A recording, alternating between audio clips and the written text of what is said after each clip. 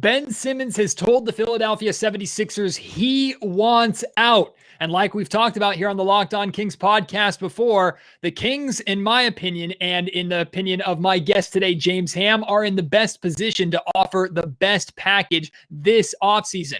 Pressure's on Philly. The Kings are in a good spot. We'll talk about it on today's episode of the Locked On Kings podcast.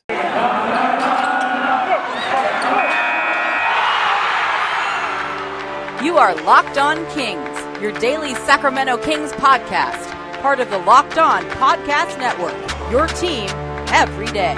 And now, ladies and gentlemen, it is that time for another episode of Locked On Kings.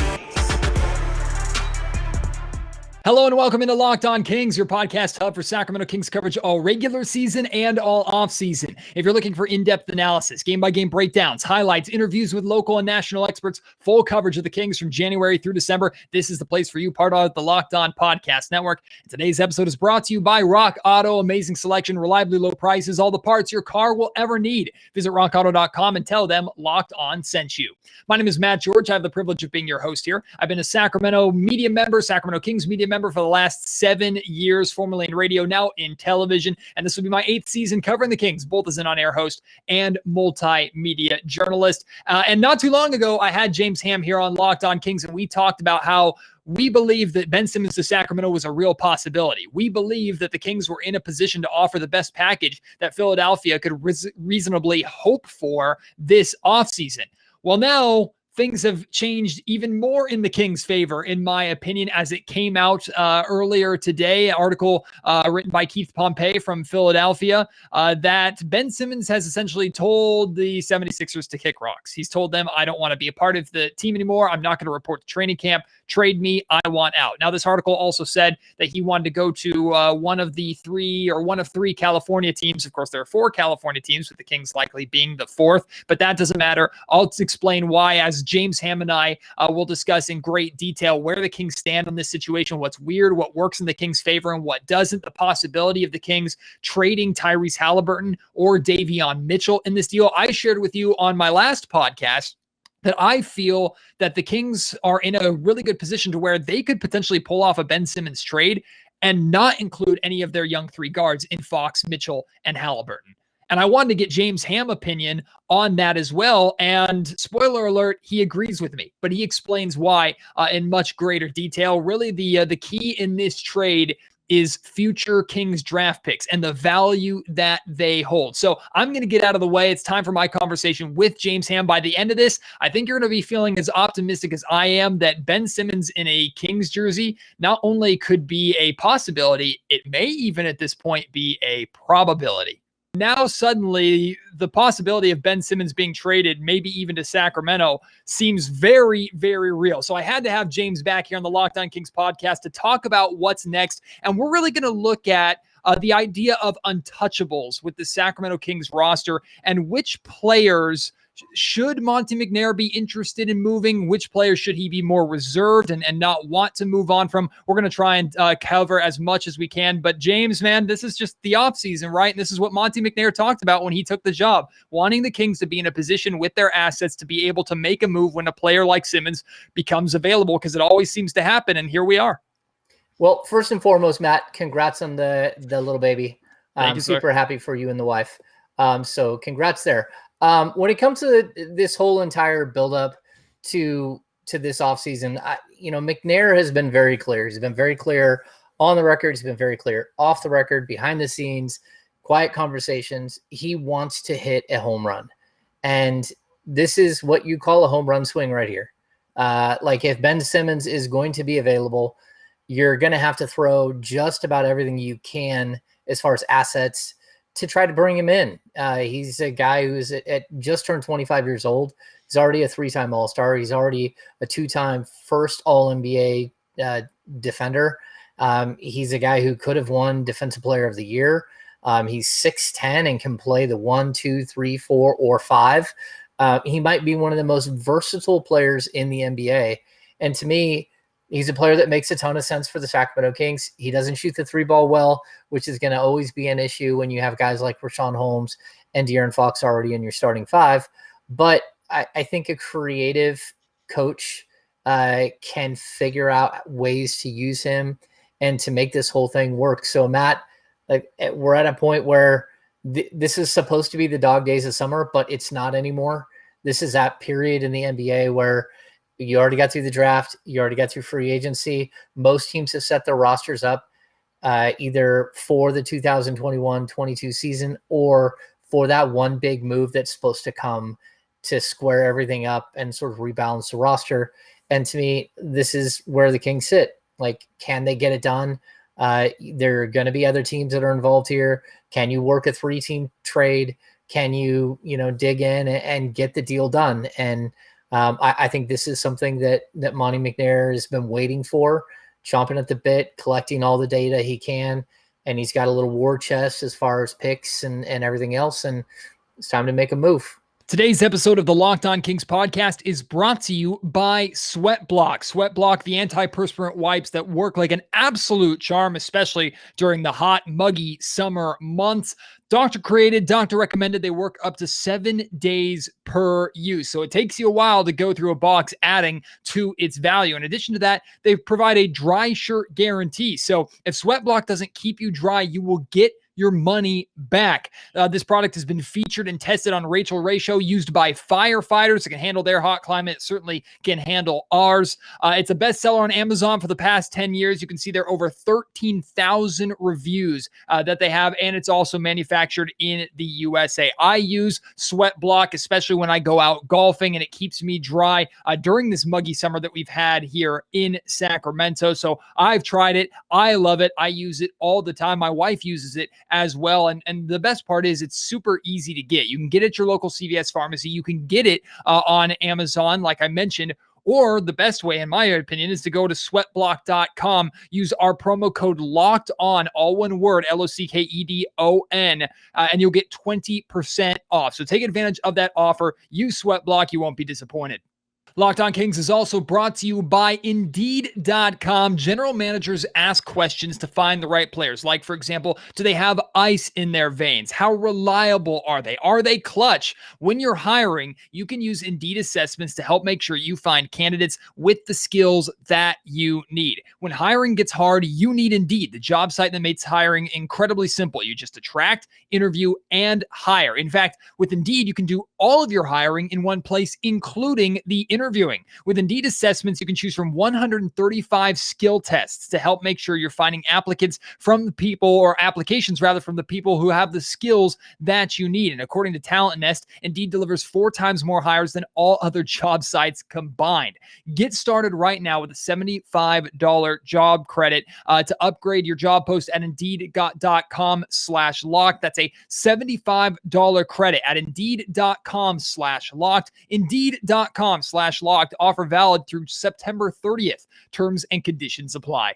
Let's talk about leverage a little bit, because certainly from the Sacramento perspective, it seems like the Kings have been leveraged in a lot of situations, whether it was trades that Vlade Divac made a number of years ago. You could talk about earlier this offseason, the Lakers may be leveraging the Kings in order to get the package that they wanted, getting Russell Westbrook from the Washington Wizards. So now the Kings are potentially in a position where they could actually be the ones using the leverage with the Philadelphia 76ers. Kind of a two-part question here. One, do you think it was, or it has been, a smart play by Monty and the Kings, whether he intended to make it or not, to kind of bide his time for information like this to come out that does, whether you like it or not, decrease Ben Simmons' value? When a player wants out that bad, says he's not going to report, suddenly the desperation is on Philly, not the Kings, to acquire him. So that's part one of the question. And part two is, how much leverage do you think the Kings actually have in this situation? Yeah, Matt, it's a really strange situation because, look, at the end of the playoffs, when the Philadelphia 76ers just burned out of the sky and fell to earth like in a embarrassing clump, all fingers pointed at Ben Simmons. I mean, he couldn't hit his free throws. He passed up a wide open dunk that would have, kept the team in the game, and they ended up losing. All fingers were pointing at Ben Simmons. You get to post game, Joel Embiid points fingers at Simmons. Doc Rivers can't answer whether or not he can fix Ben Simmons. Danny Green goes on the record throwing Ben Simmons under the bus. And even, today we see Howard Beck had a conversation with Danny Green, and he's still, he's saying, yeah, we want it back, but they've exchanged texts on each other's birthdays. And that's it. That, they haven't had the phone conversation. They haven't, and that is their leader. They haven't had that coming in and fixing things type, moment. So Philadelphia has run around for the last couple of months acting like, they've got Michael Jordan and asking for everything under the sun. You hear this, they want the James Harden type return that the Rockets got. And they have to come to the reality, number one, he's not nearly as good as James Harden. And number two, you tried to trade him for James Harden and they chose a different package that they thought was better than the package you offered. So he isn't in James Harden world. He's not that good. He's a really good player. He's not a great player yet. And he has some major issues in his game. So as far as leverage, look, we've heard everything from, that they wanted one of the young guards. I think they wanted DeJounte Murray from the Spurs, plus they wanted 3 first-round picks, and then four pick swaps. So in the NBA, in case people don't know, you can't trade back-to-back picks. That's called the Stepien rule.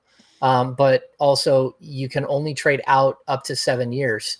So Vlade Divac couldn't trade the 2050 first-round pick of the Sacramento Kings when he was a GM. You can only go 7 years out. So that means they were asking for basically the Spurs 2021, 23, 25 first-round picks, and then pick swaps in between every year.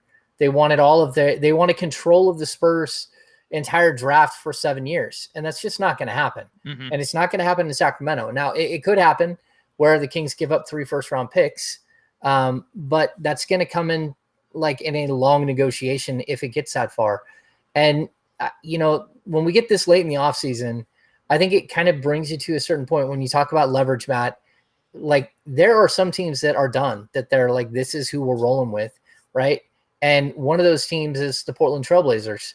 They have done everything in their power. Well, not really, but they will tell you they've done everything in their power to make Damian Lillard happy. Right. And to bring in a team around him that will compete. To this point, Damian Lillard has continued to say that he is going to stay in Portland.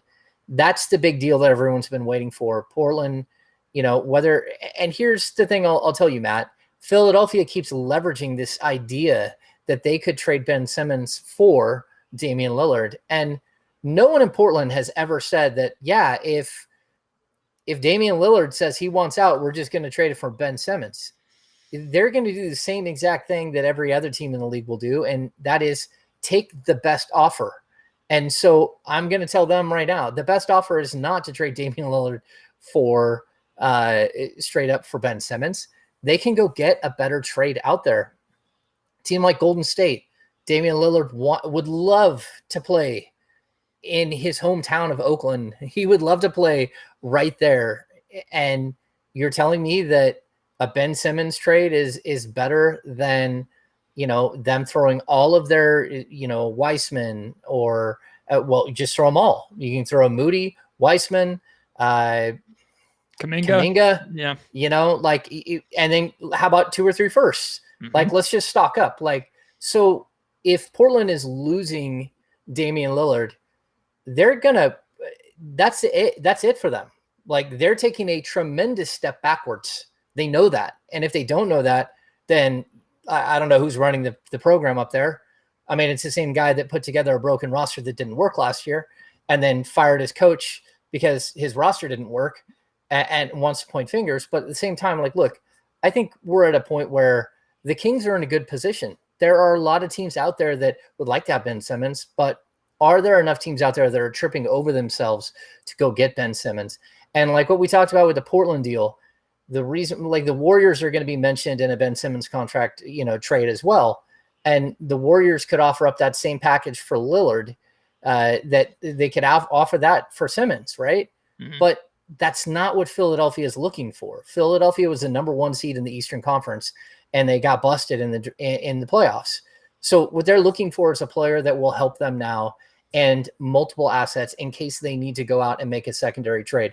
So again, leverage is an interesting thing. They had a ton of leverage. At one point during the offseason last year when they were trying to move him, or they at least offered him up in a Harden deal.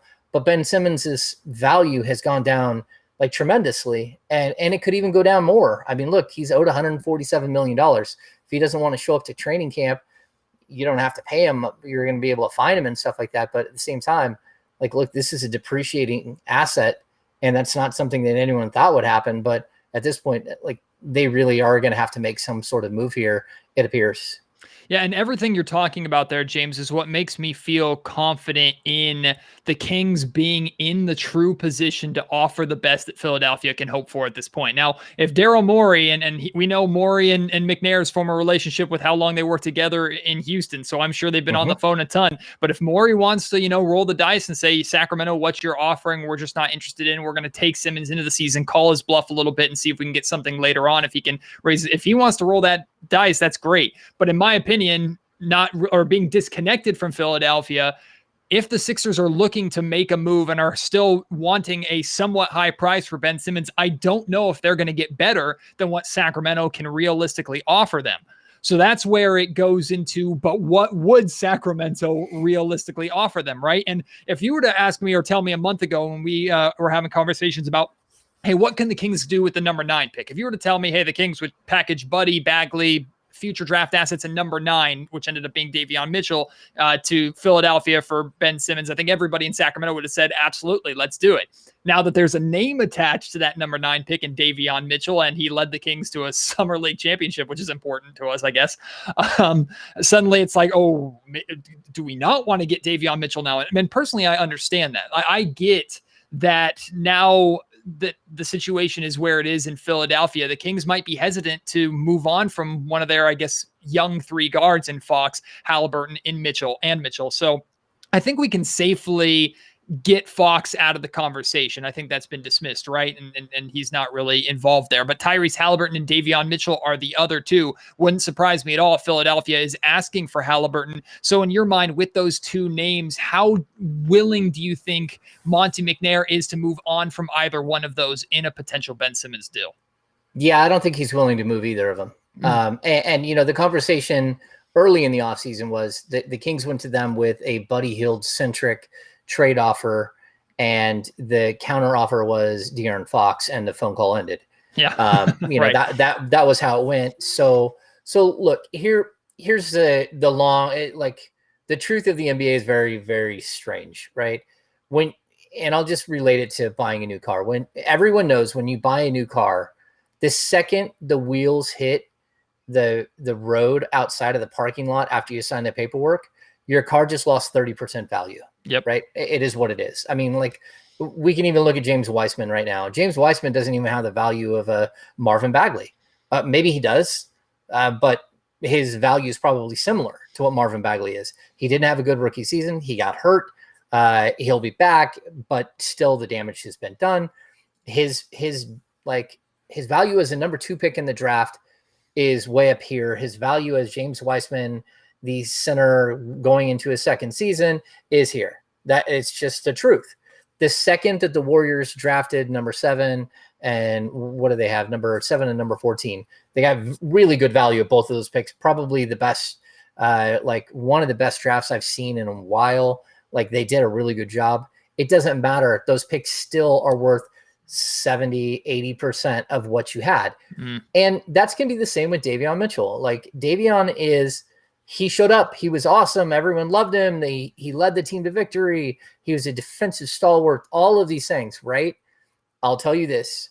The Sacramento Kings 2022, 24, and 26 draft picks all have more value today than Davion Mitchell has. And you can probably even say the same thing about Tyrese Haliburton.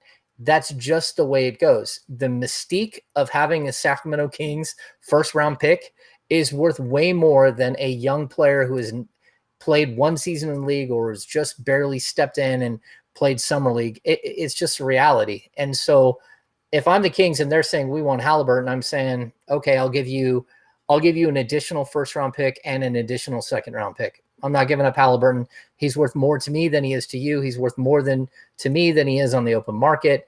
If 3 years from now he's an all-star, then he's worth what he is.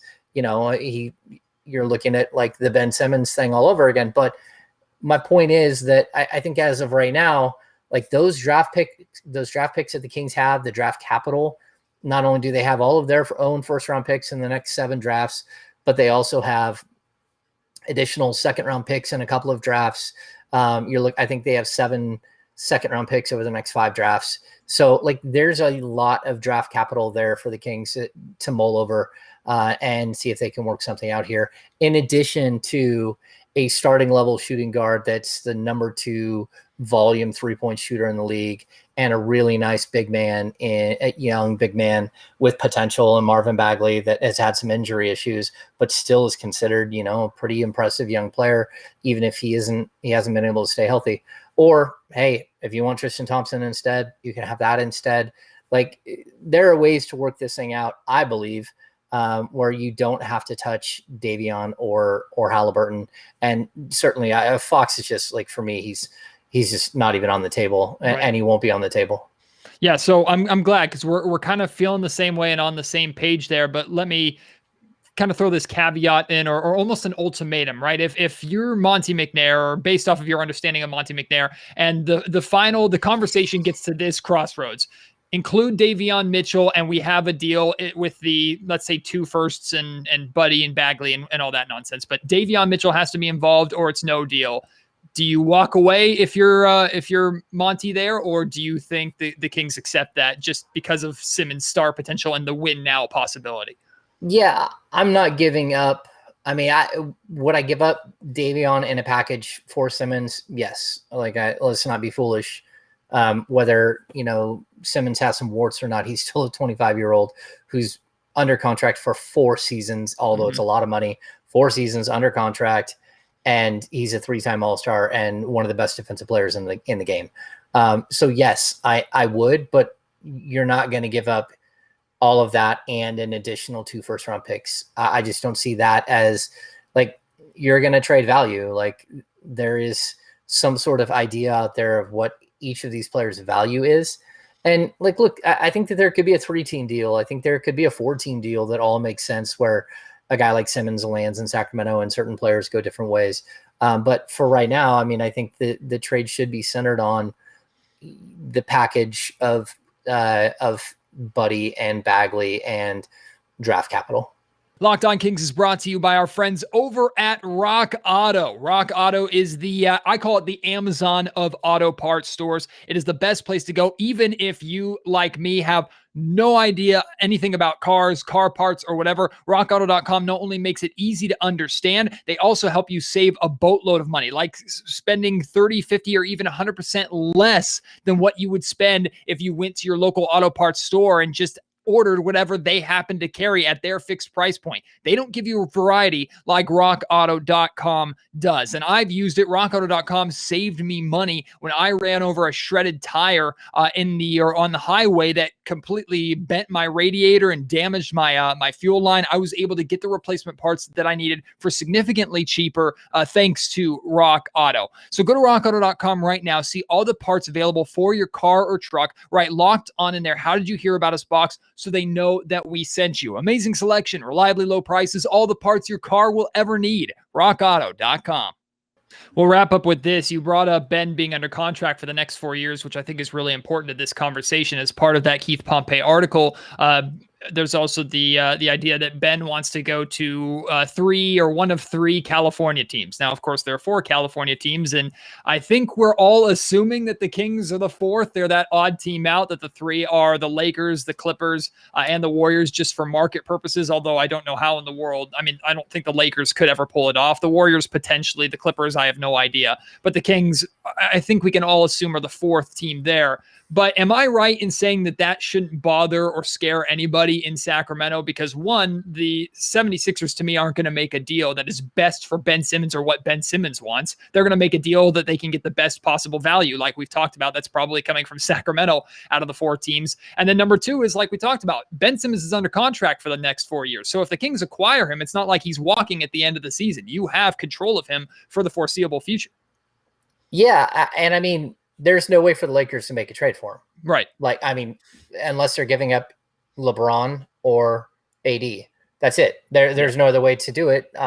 All of the players that they've signed are on deals that, there's just no way to swing the deal. So like, I don't know what to like, unless, for some reason Philadelphia would like Russell Westbrook, which I don't think there's any way they're trading Russell Westbrook straight up for Ben Simmons, and just the salary cap implications on that alone. That's like a negative $30 million in luxury tax. I just don't see it. So, look, I don't think the Kings care at all. And, that's nice that he wants to play in one of 4 cities. That's fine. He's going to get paid $147 million no matter what. And for my money, Ben Simmons' smartest move is not, it's just absolutely not to go to any one of those 3 teams. That to me would be foolish. He's already at the bottom of what his value is as a player. His meltdown in the playoffs, the team's reaction, Philadelphia fan reaction, his coach's reaction, the way that his 76, like his value is at an all-time low.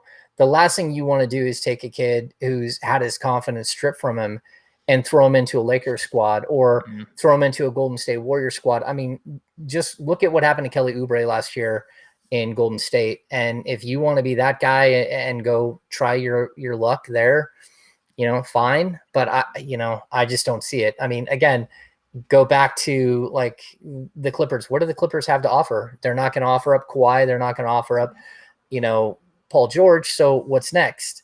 Is there value there? Is there a way to get him somewhere? And the answer is probably not.